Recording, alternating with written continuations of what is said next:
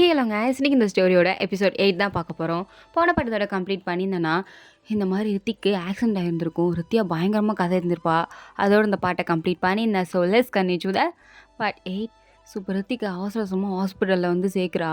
அவளுக்கு ரொம்ப பயமாக இருக்குது, ரித்திக்கு எதாவது ஆயிருமோ அப்படின்னு சொல்லிட்டு அவங்க அப்பாவுக்கு கால் பண்ணி சொல்கிறது கூட அவள்கிட்ட நம்பர் கிடையாது. என்ன பண்ணுறதுன்னு தெரில, எதுவும் தெரில. ஸோ பயத்துலேயே உட்காந்துட்டு இருக்கா. ஒரு 2 மணி நேரம் கழிச்சு தான் டாக்டரே வெளில வராரு. வந்து இந்த மாதிரி எதுவும் இல்லாமா காப்பாற்றியாச்சு. பட் கொஞ்சம் நீங்கள் லேட்டாக வந்து சேர்த்துருந்தா கூட ரொம்ப சீரியஸான ஸ்டேஜுக்கு போயிருக்கும். பட் இப்போ அவர் நார்மல் தான், ஓகே தான் அப்படின்னு சொல்லிட்டு போனதுக்கப்புறம் தான் நித்யாவுக்கு உயிரே வருது. இப்போ தான் பெருமூச்சே விடுறா. இவ்வளோ நேரம் எதுவுமே சாப்பிட்ருக்க மாட்டா, தண்ணி கூட குடிச்சிருந்துருக்க மாட்டா. கடவுளே தான் நினச்சிருந்துருப்பா. எப்படியாவது ரித்திக் காப்பாற்றி கொடுத்துரு என்கிட்ட அப்படின்னு தான் கேட்டுட்டு இருந்திருப்பா. அதே மாதிரி ரித்திக் இப்போ நல்லாயிட்டாரு. பட் இன்னுமே அன்கான்ஷியஸாக தான் இருக்காரு. ஸோ ரித்திக்கோட கையை பிடிச்சிட்டு அங்கேயே தான் உட்காந்துருக்காரு, எப்போ கண்ணு முழிப்பார் அப்படின்னு. ஸோ கொஞ்ச நேரம் கழிச்சு ரித்திக்கு கான்ஷியஸ் வருது. கண்ணு முழிச்சு பார்க்குறாரு. அப்படியே எல்லாம் ப்ரெல்லாக தெரியுது. அவருக்கு ஏதோ ஒரு செகண்ட் லைஃப் கிடச்ச மாதிரியான ஒரு ஃபீல். ஸோ அப்படியே என்னடா ஒன்றுமே தெரிய மாட்டேங்குதுன்னு இப்போ தான் நல்லா கண்ணை திறந்து பார்க்குறாரு. பார்த்தா பக்கத்தில் நித்யா இருக்கா. நித்யாவோட ஃபேஸை பார்த்ததும் தான் அவருக்கு கண்ணே நல்லா தெரியுது. இத்தனைக்கும் நித்யா அவரோட கையை டைட்டாக பிடிச்சிட்டு இருக்கா. அது அவருமே ஃபீல் பண்ணுறாரு. உடனே இவர் கண்ணு முழிச்சதை பார்த்த நித்யாவா, "ஆர் யூ ஓகே? நீங்கள் நல்லா தானே இருக்கீங்க? உங்களுக்கு எதுவும் வலிக்குதா?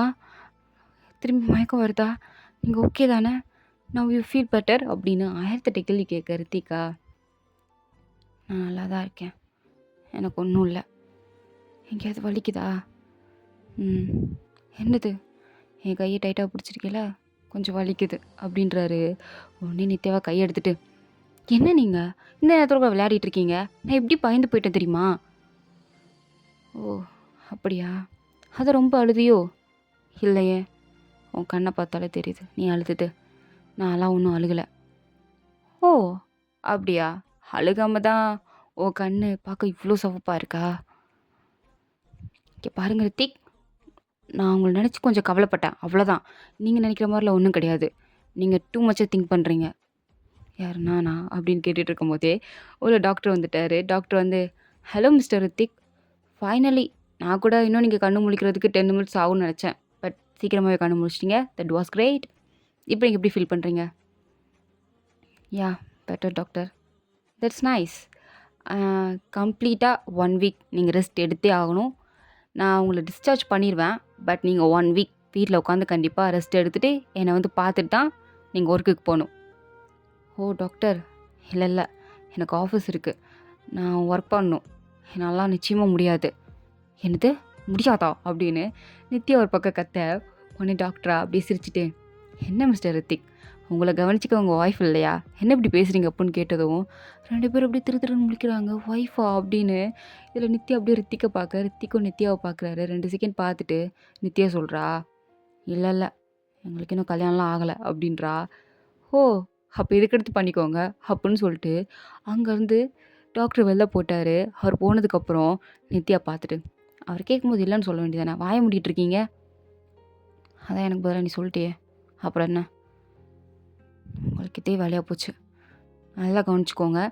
நீங்கள் ஆஃபீஸ்க்குள்ளே வரக்கூடாது. ஒழுங்காக ரெஸ்ட் எடுக்கணும். ஓகேவா? புரியுதா?" "முடியாது." "என்ன ரித்திக் நீங்கள் இப்படி பேசிகிட்டு இருக்கீங்க? அதெல்லாம் ஒன்றும் முடியாதெல்லாம் நீங்கள் சொல்லலாம் கூடாது. நீங்கள் ரெஸ்ட் எடுக்கணும்.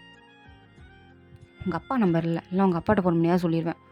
"நல்ல வேலை, தேங்க் காட் நீ சொல்லலை" அப்படின்னு ரித்திக் சொல்கிறாரு. உடனே நித்யா அப்படியே முறைச்சி பார்த்துட்ருக்கா. "எப்போ பாரு என்கிட்ட சண்டை போட்டுகிட்டே தான் இருப்பியா? இந்த சுச்சுவேஷனில் கூட நீ என்கிட்ட சண்டைக்கு தானே வர நித்யா?"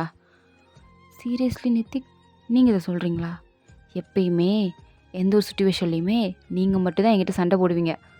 நான் அமைதியாக தான் இருப்பேன். நீங்கள் தான் உங்கள் கோல்டான மூஞ்சை வச்சுக்கிட்டு அப்படியே பிளா பிளா பிளான்னு கத்திட்டு இருப்பீங்க" அப்படின்னு சொல்லிட்டு அப்பாட்டுக்கு வெளியே போயிட்டா. ரித்திக் அப்படியே சின்னதாக ஸ்மைல் பண்ணுறாரு. ஸோ நெக்ஸ்ட் டே ஆகுது. நெக்ஸ்ட் டே மார்னிங் டாக்டர் படித்து சொல்லியிருந்திருப்பார், ஆஃபீஸ்க்குலாம் போகக்கூடாது, 1 வீக் ரெஸ்ட் எடுக்கணும்னு. பட் ரித்திக் அதெல்லாம் கண்டுக்கவே இல்லை. அவர் பாட்டுக்கு ஆஃபீஸ்க்குள்ளே வந்துட்டுருக்காரு. அங்கே இருக்கிற எல்லா எம்ப்ளாயீஸும் ஆக்சுவலி இன்றைக்கி ரித்திக்கை போய் ஹாஸ்பிட்டலில் போய் பார்க்கலாம், இல்லை வீட்டில் போய் பார்க்கலாம் அப்படின்ற பிளான் வச்சுருந்துருப்பாங்க. பட் இன்னைக்கு ரித்திக்கு ஆஃபீஸ் வரத பார்த்தது இருக்கிற எல்லாருமே அப்படியே ஷாக் ஆகுறாங்க. என்னது இது அடிபட்டுருச்சு அதுக்குள்ளே வந்திருக்காரு அப்படின்னு.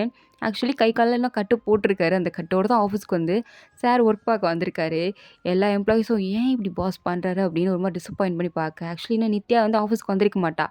இப்போ தான் கிளம்பி ஆஃபீஸ்க்குள்ளே வரா. எல்லாரும் குசு குசுன்னு பேசுகிறத பார்த்ததும் என்னாச்சு எல்லாருக்கும் பாஸ் இல்லைங்கிறதுனால எல்லாரும் கட்டடிக்கிறாங்களோ அப்படின்னு நினச்சிட்டு இருக்கும் போது தான் கேபின்குள்ளே யாரும் இருக்கிற மாதிரி இருக்குது. ஒருவேளை அர்ஜுன் இருப்பாரா அப்படின்னு யோசிச்சுட்டு இருக்கும்போது நித்யாவோட ஃப்ரெண்ட் வந்து சொல்கிறாங்க, என்ன நித்யா நீயும் வந்துட்ட, பின்ன ஆஃபீஸ் வரணும்ல வேலை பார்க்க வேணாமா? ஓகே பட் உனக்கு விஷயம் தெரியுமா, ரித்திக் சாரே வந்துட்டாரு. என்னது அவர் வந்துட்டாரா?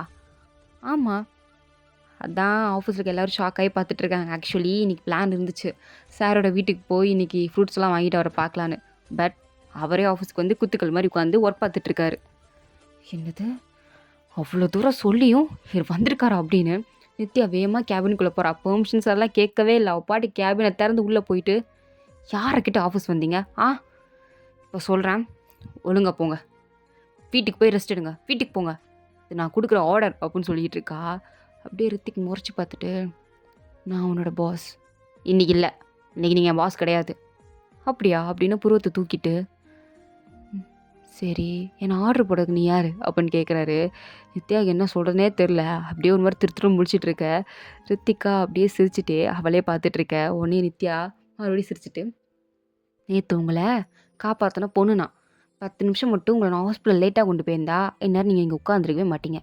ஸோ நான் சொல்கிறேன் ஒழுங்கு மரியாதையா வீட்டை பார்த்து போங்க, ரெஸ்ட் கண்டிப்பாக எடுக்கணும், நீங்கள் வரக்கூடாது ஆஃபீஸ்க்கு, ஓகே போங்க. முடியாது ரித்திக், நான் உங்ககிட்ட முடியுமா முடியாதான்னு கேட்கல, நீங்கள் பண்ணி தான் ஆகணும். நீங்கள் மட்டும் என்கிட்ட ஆர்டர் போடுறீங்கல்ல, நான் சொன்னால் நீ செய்யணும், இது ஒர்க்கு அப்படின்னு. அதே மாதிரி தான் நான் சொன்னால் நீங்கள் செய்யணும், செஞ்சு தான் ஆகணும். எல்லாம் என்ன பண்ணுவ, எல்லாம் இன்றைக்கி நான் ஃபுல்லாக சாப்பிடவே மாட்டேன் அப்படின்னு சொல்கிறா. ரித்திக் அப்படியே மேலே கீழே பார்த்துட்டு, போகிறேன் போய் தொலைகிறேன் அப்படின்னு அப்படியே ஃபோன் எடுத்துகிட்டு போகிறாரு. நித்யாவுக்கு அவ்வளோ ஹாப்பியாக இருக்குது, ஒரு வழியாக போகிறாரு அப்படின்னு சிரிச்சிட்டு இருந்துகிட்ருக்கா. அர்ஜுனும் அங்கே இருக்க எம்ப்ளாயிஸும் அப்படி ஷாக் ஆகுறாங்க. இவ்வளோ நேரம் ஒருத்தரை நாங்கள் போய் சொன்னோம் பாஸ் வீட்டுக்கு போய் ரெஸ்ட் எடுங்கன்னு, நாங்கள் சொல்கிறதெல்லாம் கேட்கல, நித்யா வந்து ஒரு வார்த்தை சொன்னதும் பேசாமல் போகிறாரு அப்படின்னு எல்லோரும் ஷாக் ஆகிறாங்க. இல்லை அர்ஜுன் வேற இப்போ புரிஞ்சு பாஸை கண்ட்ரோல் பண்ணுறதுக்கான சக்தி, அந்த மேஜிக் பவர் நித்யா கிட்ட மட்டும்தான் இருக்குது, வேறு யார்கிட்டையும் இல்லை அப்படின்னு சொல்லி எல்லோரும் சிரிச்சிட்டு இருக்காங்க. ஸோ நித்யாவும் ஆஃபீஸில் அப்படியே ஒரு வழியாக போயிட்டார் அப்படின்னு ஒர்க் பார்த்துட்ருக்கா. பட் ஈவினிங் டைமில் ரித்திக்கு தேவையான மெடிசன் எல்லாத்தையும் வாங்கிட்டு நேராக ரித்திக்கோட வீட்டுக்கு தான் போகிறா. அதுவும் மிஸ்டர் தேவ் மேன்ஷன் தான். அது பார்க்குறதுக்கே பெருசாக இருக்குது. நித்யா பார்க்குறா, எம்மாடி இது என்ன வீடால கல்யாண மண்டபமா? கல்யாண மண்டபம் கூட இவ்வளோ பெருசாலாம் இருக்காது, கொஞ்சம் சின்னதாக தான் இருக்கும், இது என்ன இவ்வளோ பெருசாக இருக்குது அப்படின்னு அதை பார்க்குறா. உள்ளேருந்தே கிட்டத்தட்ட 1 கிலோமீட்டர் போகணும் போல், அந்த அளவுக்கு கார்டன் இருக்குது. ஸோ உள்ளே போகிறா. வாட்ச்மேன் யார் மணின்னு கேட்கும்போது இந்த மாதிரி ரித்திக் சாருக்கு மெடிசன் கொடுக்க வந்திருக்கேன் அப்படின்னு சொல்லிட்டு தான் உள்ளே போய் காலிங் பெல் ரிங் பண்ணா. ரித்திக் தான் கதவை திறக்கிறாரு. இவளை பார்த்து ஷாக் ஆகி, நீங்கள் என்ன பண்ணுற? நானா நீங்கள் ஒழுங்காக ரெஸ்ட் எடுக்கிறீங்களா, டேப்லெட் போடுறீங்களா, சாப்பிட்றீங்களான்னு செக் பண்ண வந்திருக்கேன்.